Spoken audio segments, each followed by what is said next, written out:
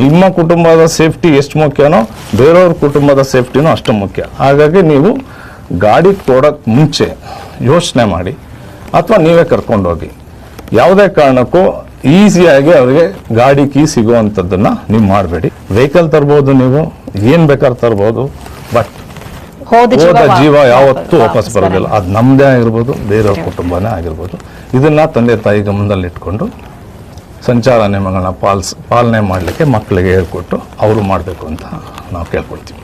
ನಾನು ಹೇಳೋದಿಷ್ಟೇ, ತಂದೆ ತಾಯಿಗಳು ಅಪ್ರಾಪ್ತ ಮಕ್ಕಳು ಏನಿರ್ತಾರೆ ಅವರು ಪ್ರಾಪ್ತರಾಗೋವರೆಗೂ ಸರ್ಕಾರದಿಂದ ಭಾಳಷ್ಟು ಫೆಸಿಲಿಟಿ ಇದೆ. ಬೇರೆ ಬೇರೆ ಸಾರಿಗೆ ಸಂಚಾರ ಸಂಪರ್ಕ ವ್ಯವಸ್ಥೆ ಇದೆ, ಮೆಟ್ರೋ ಇದೆ, ಇವತ್ತೇನು ಟೂ ವೀಲರ್ಸ್ ಎಲ್ಲ ಇದೆ, ಮತ್ತು ಆಟೋಗಳಿದೆ. ಬೇರೆ ಬೇರೆ ಸಂಚಾರ ಮಾರ್ಗಗಳನ್ನ ಅವರು ಬಳಸ್ಕೊಂಡು ಅವರ ಕುಟುಂಬ ಮತ್ತು ಮಕ್ಕಳನ್ನು ಸೇಫ್ಟಿಯಾಗಿ ಇಟ್ಕೋಬಹುದು ಅಂತ ಹೇಳಿ ನಾನು ಈ ಸಂದರ್ಭದಲ್ಲಿ ಹೇಳ್ತೀನಿ. ಜನವರಿ 11 ರಸ್ತೆ ಸುರಕ್ಷತಾ ದಿನ. ಸಂಚಾರಿ ನಿಯಮಗಳನ್ನ ಪಾಲಿಸೋಣ, ಅಪಘಾತಗಳನ್ನ ತಪ್ಪಿಸೋಣ. ಸರ್, ಈಗ ಬೆಂಗಳೂರಲ್ಲಿ ನಾವು ನೋಡಬಹುದು ಸಾಕಷ್ಟು ಫ್ಲೈಓವರ್ಗಳಿದೆ. ಎಷ್ಟೋ ಫ್ಲೈಓವರ್ಗಳಲ್ಲಿ ರಾತ್ರಿ 10 ಗಂಟೆ ನಂತರ ಅಥವಾ ಮಟ್ಟ ಮಧ್ಯಾಹ್ನನೇ ಅಪ್ರಾಪ್ತ ಬಾಲಕರು ಮಾದಕ ದ್ರವ್ಯ ಸೇವನೆ ಮಾಡಿಯೋ ಅಥವಾ ಮದ್ಯಪಾನ ಮಾಡಿಯೋ ಸಾಕಷ್ಟು ಕಡೆಗಳಲ್ಲಿ ವೀಲಿಂಗ್ ಮಾಡೋದನ್ನ ನಾವು ನೋಡ್ತಾ ಇದೀವಿ. ಎಷ್ಟೋ ಜನ ಬೇರೆಯವ್ರ ಪ್ರಾಣಕ್ಕೂ ಕುತ್ತು ತಂದಿದ್ದಾರೆ, ತಮ್ಮ ಪ್ರಾಣವನ್ನೇ ಕಳ್ಕೊಂಡಿದ್ದಾರೆ. ಇದ್ರ ಬಗ್ಗೆ ಎಷ್ಟೇ ಅವೇರ್ನೆಸ್ ಮೂಡಿಸಿದ್ರು, ಕಠಿಣ ಕ್ರಮದ ಎಚ್ಚರಿಕೆ ವಹಿಸಿದ್ರು ಕೂಡ ಇದೆಲ್ಲೋ ಒಂದ್ ಕಡೆ ಕಡಿಮೆ ಆಗ್ತಾ ಇಲ್ಲ. ಇದ್ರ ಬಗ್ಗೆ ಏನ್ ಹೇಳ್ತೀರಿ?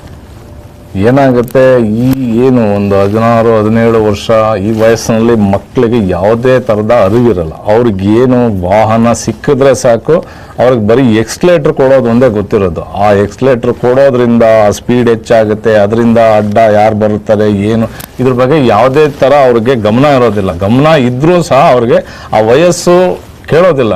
ಬೆಂಗಳೂರಿನಲ್ಲಿ ಇವಾಗ ವೀಲಿಂಗ್ ಮಾಡುವಂಥ ಸಂದರ್ಭದಲ್ಲಿ ಮುಂಚೆ ಫೈನ್ ಇತ್ತು, ಇವಾಗ ಫೈನ್ ಇಲ್ಲ.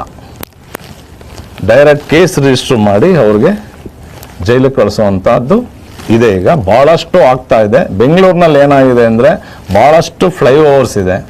ಆ ಫ್ಲೈಓವರ್ಸ್ ಇರೋದ್ರಿಂದ ಏನಾಗುತ್ತೆ, ರಾತ್ರಿ 12 ಗಂಟೆ ಸಂದರ್ಭದಲ್ಲಿ 12 ಗಂಟೆ ನಂತರ ಯಾರು ಇಲ್ಲದೆ ಇರೋದ್ರಿಂದ ಇವರು ಬೇರೆ ಬೇರೆ ವಿಡಿಯೋಗಳಲ್ಲಿ ಮತ್ತು ಬೇರೆ ಬೇರೆ ಚಾನಲ್ಸ್ಗಳಲ್ಲಿ ಮತ್ತು ಸಿನಿಮಾಗಳಲ್ಲಿ ನೋಡಿ ಅದನ್ನು ಇವರು ಅದೇ ರೀತಿ ಮಾಡೋಕ್ಕೆ ಹೋಗ್ತಾರೆ. ತಂದೆ ತಾಯಿಗಳು ಇವ್ರು ಏನು ಮಾಡ್ತಾ ಇದ್ದಾರೆ ಅಂತ ಅವರು ನೋಡ್ಲಿಕ್ಕೆ ಹೋಗಲ್ಲ. ಯಾಕೆಂದ್ರೆ ಅವ್ರದ್ದು ಕೆಲಸ ಇರುತ್ತೆ, ಬರ್ತಾರೆ ಹೋಗ್ತಾರೆ, ಏನೋ ಅವರು ಜಾಸ್ತಿ ಗಮನ ಹರಿಸ್ತಾ ಇರೋದು ಕಂಡು ಬಂದಿರುತ್ತೆ.